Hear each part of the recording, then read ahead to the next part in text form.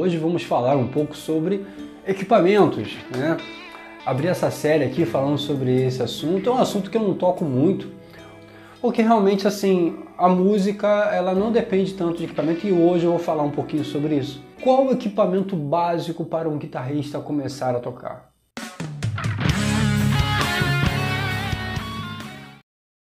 Olá, me chamo Digão Santos e se você curte música instrumental, guitarra e quer aprender o que a música pode fazer para melhorar a sua vida, você está no lugar certo. Se inscreva, interaja comentando, dando like ou dislike e contribua pela chave Pix se você deseja que essa iniciativa continue. Quando a gente começa no universo da guitarra, tendemos muito a cair na empolgação do momento. E isso é um problema. Por quê? A gente sai comprando instrumento, né? Então assim, acha bonito, vai pela cor, vai pelo acabamento, vai por conta, muitas vezes, que viu em algum clipe, e não é por aí, né?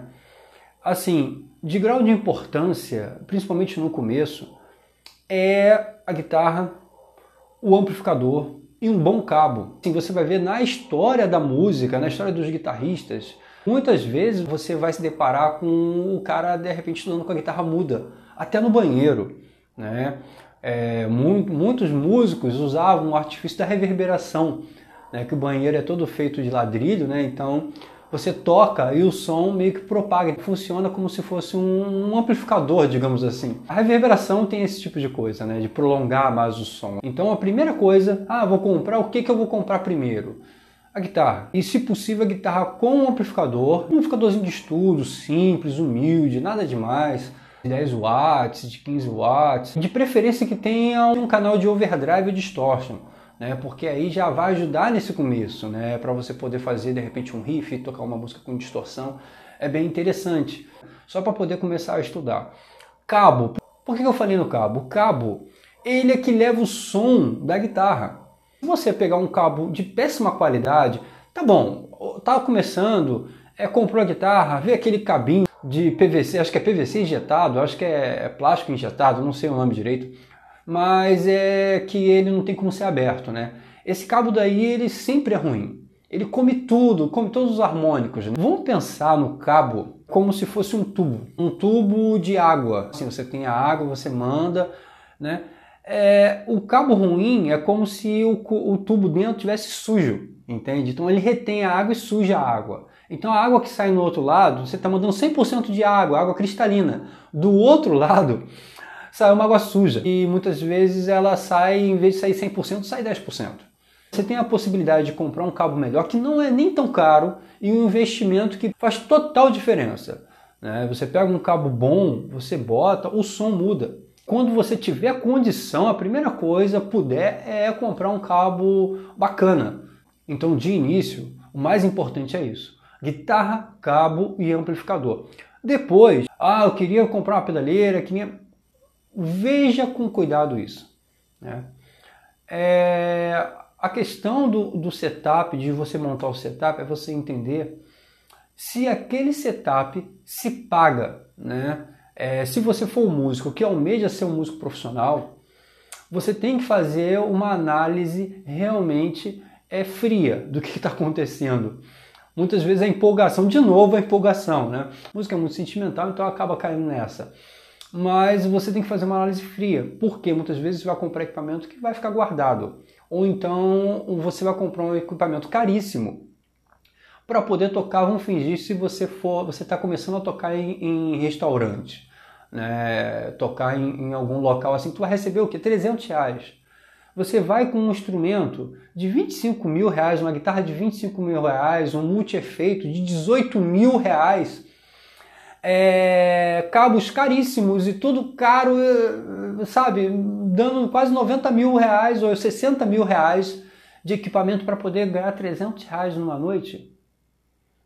Então, assim, é melhor muitas vezes você investir num multi-efeito humilde, simples, pequeno, que dê para colocar no bag. Você vai chegar na casa que você vai tocar e muitas vezes não vai conseguir nem tirar aquele som, porque o equipamento não responde. Então, e igreja piorou. Tem igrejas sim que investem alto, né? Então, assim, isso poxa, é um sonho, mas não é a maioria. Então, ter discernimento na compra do equipamento, né? Você analisar, e de novo, vou falar, vou cansar, vou perturbar vocês, mas não tem para onde ir. Um professor bom, ele vai indicar isso, ele vai orientar você. Ele não vai te enganar, não vai querer te empurrar qualquer coisa, né? Então, assim, o som, isso que é o mais importante, o som está na nossa cabeça. A questão toda é você saber ter conhecimento para poder conseguir passar. Hoje, atualmente, eu tenho 3 pedaleiras, e dessas 3 pedaleiras eu consigo tirar praticamente o mesmo som. E muita gente pergunta como eu faço isso, isso é uma mágica. Não. É porque com o tempo a gente vai aprendendo. Então, assim, eu passei por todo o caminho de pedal analógico. Eu fui aprendendo um por um. Então, a questão é você ter discernimento, coerência, para poder comprar um equipamento que seja condizente com aquilo que você está fazendo, né? Claro, se você é uma pessoa bem-sucedida, você toca por hobby, e assim, é fã das coisas, pô, cara, show de bola você gastar uma fortuna para comprar equipamento, isso poxa, é uma realização, né? Então, tem gente que coleciona videogame, tem gente que coleciona... Você coleciona guitarra, pô, que legal, isso é muito bom. Mas isso é a minoria, é a grande minoria. Uma das perguntas que sempre volta é qual o pedal que eu indicaria, analógico, o pedal para começar nesse universo, fora do digital. Eu estou com uma amostra aqui, esse pedalzinho aqui, ó. Não sei se eu vou conseguir dar foco, mas eu vou tirar uma foto e vou botar, tá? Esse pedal daqui é um multi-amp, é uma versão do GT2 da Sansamp.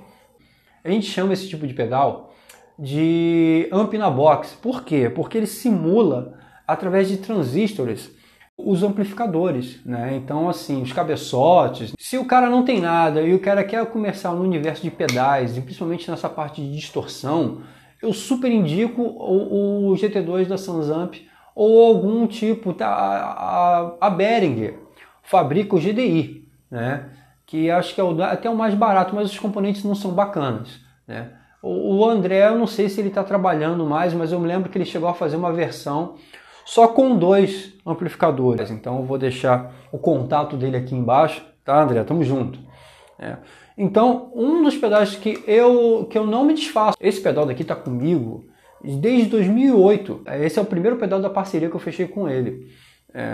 E assim, eu não me desfaço dele. Hoje em dia, eu posso falar sem medo, né, com uma pedaleira, com uma guitarra honesta, com cabos bons. Você não vai gastar mais de 1.400, entre 1.400 a 2.000 reais você consegue um som honesto, um som legal para poder tocar na sua igreja, na sua gig, fazer o teu som, seu metal, seu rock and roll, né? Assim, se você tem uma condição melhor, né? Então assim, uns 5.000, 6.000 já consegue um equipamento já bacana mesmo, uma coisa, sabe?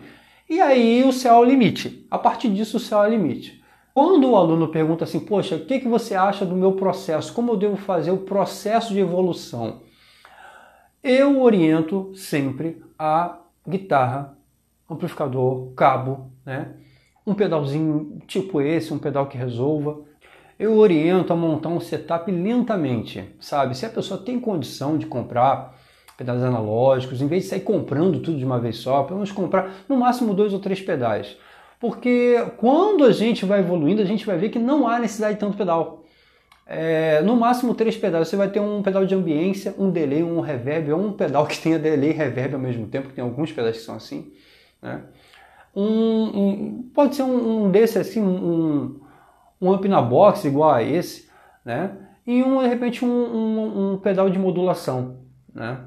Depois, com o tempo, ele vai vendo a necessidade, vai comprando um a um. Se o cara está começando muito do zero, não tem nada, eu aconselho pedaleira.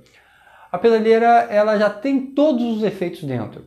A questão toda é que você vai ter que realmente sentar e analisar. A aprendizagem na sua evolução, de saber, buscar o que é cada efeito, para que serve, você ir escutando com o teu ouvido. Isso faz com que você, com o tempo, Tire coisas e descubra coisas e faça coisas de forma diferente do que a galera que está do teu lado.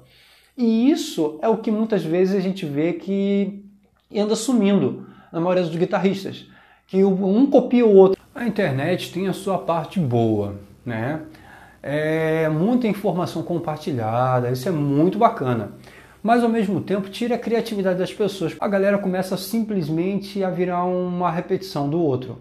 E isso faz falta, sabe? O perceber de cada som, a descoberta das coisas, como elas funcionam, né? Para que elas servem. Muitas vezes há soluções que são descobertas, que são diferentes de um guitarrista para o outro. E isso faz com que tenha identidade musical, tenha identidade sonora, timbrística, e isso faz falta. Então, assim, a questão do digital, você escuta vários guitarristas com o mesmo som. Reparem isso, e isso não é legal. Esse é um retrocesso, né? Então, infelizmente, é isso que está acontecendo por conta da internet. Então, eu oriento que faça um processo lento, né? Descobrir, né? Você comprar a guitarra, o cabo, o amplificador, você testar, você brincar, você sabe, escutar o som, como funciona, principalmente um amplificador que tenha distorção para você ver como é que funciona, principalmente articulação, você escutar como funciona, como respondem os harmônicos, né? Como responde cada nota, né? Cada som. Essa descoberta ela é muito importante. Ela faz com que o músico não não vire mais um e tenha identidade própria. Eu me lembro que quando eu comecei, logo depois que eu larguei o meu primeiro setup de pedais analógicos, eu peguei uma pedaleira na época da Korg, uma como é que é? AX30G. Essa pedaleira ela me ajudou muito, porque eu passava horas e horas programando ela. Botava, salvava em outro banco, aí testava, e eu percebia muito, eu não tinha acesso a quase nada. E quando eu tinha acesso a alguma coisa, eu percebia que aquilo que botava ali, distorção, tal, não. Eu tocava no pedal de verdade. Eu via que era diferente. Não era igual. Então eu começava a catar outros pedais dentro da pedaleira que assimilassem aquele que eu queria, né? Então assim, por exemplo, Tube Screamer. Eu botava lá no pedal X, estava escrito lá que era o tal do Tube Screamer da Korg. E não era. O som não respondia igual.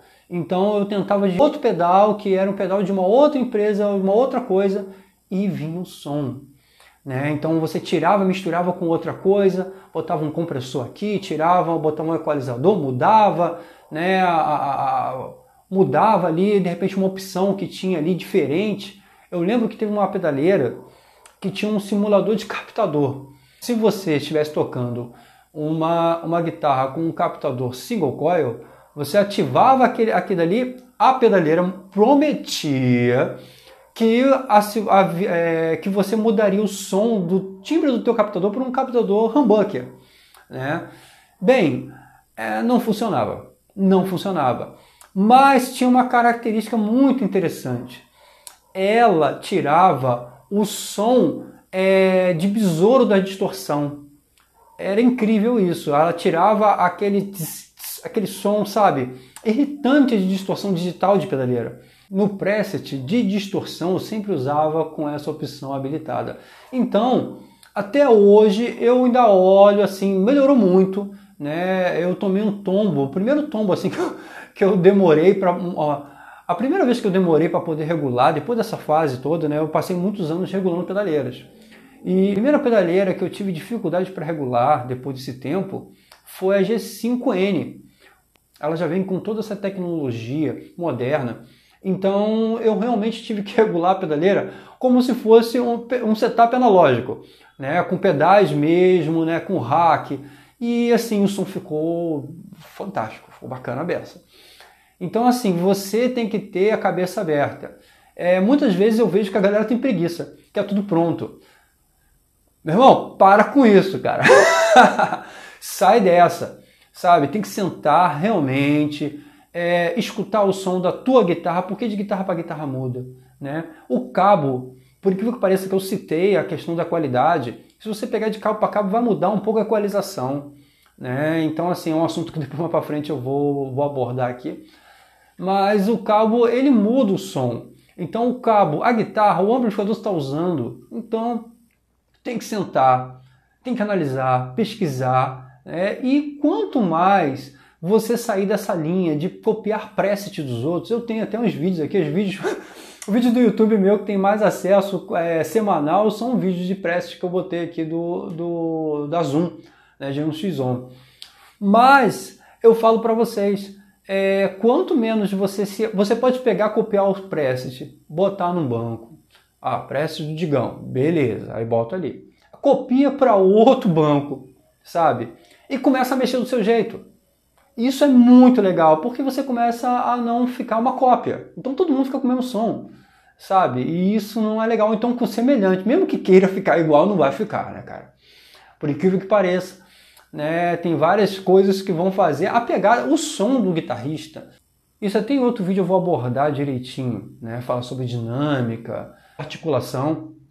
Mas o som do guitarrista está na mão dele. Então assim, por mais que você ame o David Gilmour, você gosta de Steve Vai, você gosta do Satriani, você compre o equipamento igual dos caras, não vai conseguir, tá? Porque você não é o cara, né? Então assim, até pela física, se a gente for analisar, ao ponto que foi gravado aquele áudio, aonde que foi gravado, com que tipo de microfone, o assunto é bem grande e vai ficar para um outro vídeo, beleza? Música é vida, guitarra é vida, rock on!